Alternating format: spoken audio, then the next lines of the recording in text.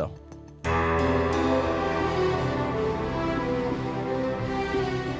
Sir మిమ్మల్ని పైకి రమ్మంటున్నారు సార్.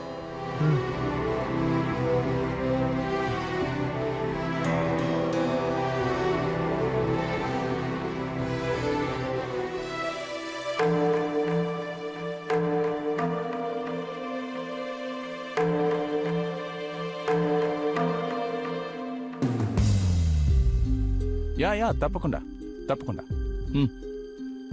నేను మళ్ళీ కాల్ చేస్తాను. Okay bye. రండి. రెస్టారెంట్లో కనిపించారు. ఏం మాట్లాడకుండా హడావుడిగా వెళ్ళిపోయారేంటి? నిన్న మీరు కలిసి ఉంటే బాగుండేది. నేను వేరే ఇంపార్టెంట్ పనిలో ఉన్నాను. మీతో ఒక విషయం డిస్కస్ చేయాలి. మనసు మార్చుకున్నారా? లేదు, నాకు విడాకులు కావాల్సిందే. ఇంకేంటి మరి? వరోధిని నన్ను చంపకుండా నన్ను నేను కాపాడుకోవటం ఎలా? ఆమె నన్ను గ్యారంటీగా చంపేస్తుంది. అంతలవ్వా? దానికి డబుల్. ఎందుకు అనిపించింది? ఇండైరెక్ట్ గా అడిగాను. ఏమని? నేను నీకు విడాకులు ఇస్తే ఏం చేస్తావు అని. ఏమంది? నిదట్లో పీక పిసికి చంపేస్తానంది.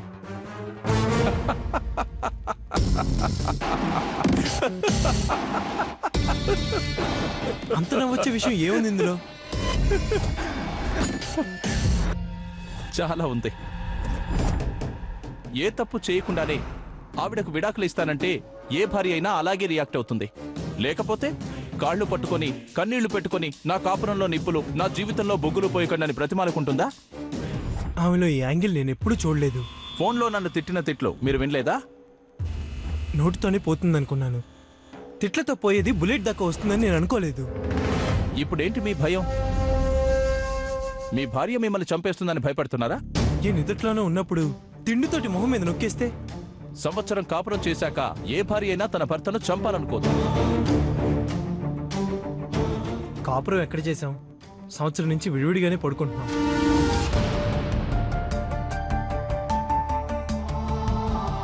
ఏంటి? సంవత్సరం నుంచి ఈస్ట్ వెస్టేనా? అవును. సూపర్. ఈ పాయింట్ చాలు, విడాకులు ఈజీగా వచ్చేస్తాయి. ఈ పాయింట్లో అంత పనికొచ్చే లా పాయింట్ ఏముంది? నిన్న ఆవిడ దగ్గరికి రానివ్వట్లేదని వాదిస్తాం. అయ్యి బాబోయ్, ఆ పాయింటే గాని చెప్తే అదే రాత్రి శోభనానికి ముహూర్తం పెట్టించమని జడ్జి గారిని రిక్వెస్ట్ చేస్తుంది. అనవసరంగా నా జీవితంలో నిప్పులు పోస్తుంది. ఓ, చాలా ఫాస్ట్ ఉందే. No problem. మీరిద్దరూ సంవత్సరం నుంచి కలిసి కాపురం చేయలేదు. ఈ పాయింట్నే ఇంకో యాంగిల్లో టచ్ చేస్తాను. విడాకులు ఎలా ఇప్పిస్తారనే సంగతి మీరు చూసుకోండి. విడాకులు ఇస్తున్నానని చెప్పడానికి నాకు ధైర్యం సరిపోవట్లేదే. దానికేం చేయమంటారు? మీరు చెప్పడం ఎందుకు? డైవర్స్ పేపర్స్ చూస్తే తానే తెలుసుకుంటుంది కదా. అప్పుడైనా సరే నన్ను వెతికి పట్టుకుని ముందు నన్ను వేసేసి తర్వాత తను ఊరేసుకుంటానంది. రీజనబుల్ గానే మర్డర్ చేస్తానంటుందన్నమాట. ఎలా మరి?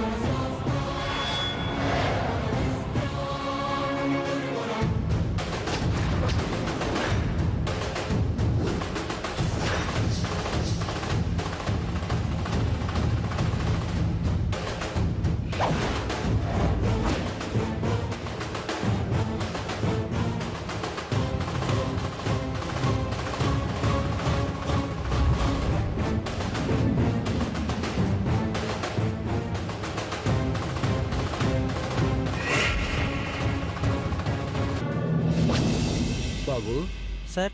విక్రమ్ బాబు గారు ఉన్నారా? ఉన్నారు సార్. మీరెవరు సార్? నేను ఆయన కాబోయే మామగారిని. నమస్కారం సార్. నమస్తే. అలా సోఫాలో కూర్చోండి సార్, పైకి వెళ్ళి చెప్తాను.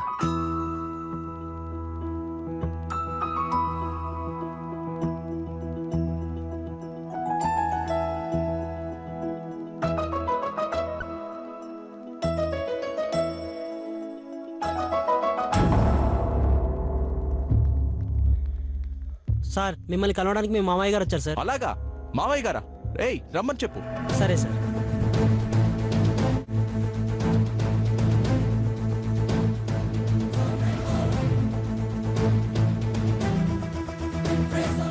నువ్వు ఆగు. ముందు నా విషయం తేలనివ్వండి. సరే, కాసేపు కూర్చోమని చెప్పు. అలాగే సార్. మీరు అనవసరంగా టెన్షన్ పడుతున్నారు. మీరిద్దరూ వేరు కాపురానికి వెళ్తారు కదా, ఆ తర్వాతే నోటీస్ అందుతుంది కదా. అప్పుడు ఏ గొడవ జరిగినా మీ 4 గోడల మధ్య ఉంటుంది. ముందు తన ఫైర్ అయినా మీరు ఆవేశపడకుండా కూల్గా రిక్వెస్ట్ చేసి చెప్పండి.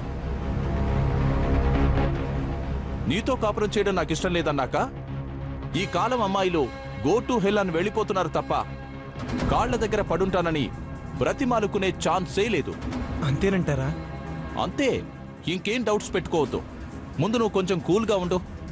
మగాడు భయపడుతున్నాడని తెలిస్తే ఆడది మొగున్నైనా వాడమ్మ మొగున్నైనా ఫుట్బాల్ ఆడుకుంటుంది.